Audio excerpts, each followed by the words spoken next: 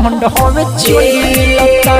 नीतीश जी के फंड हवे चोली मिलता बड़ खंड पंचायत हर टोली मिलता नीतीश जी के फंड हवे चोली लता नीतीश जी के फंड हवे चोली मिलता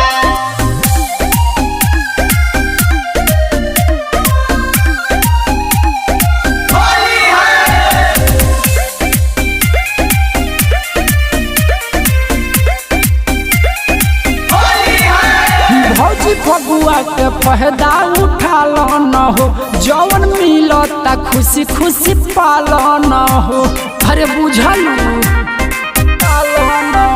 भौजी फगुआ के पहदा उठा लो न हो जवन मिलता खुशी खुशी पालो न हो अरे मजे मजे कटे खाती होली मिलता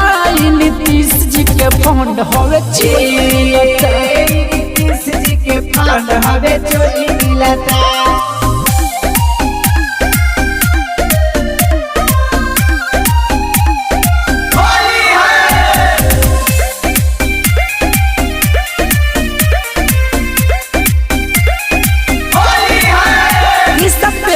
दिन है खबर बाटे हो देखो देवे खातिर लाइल घर घर बाटे हो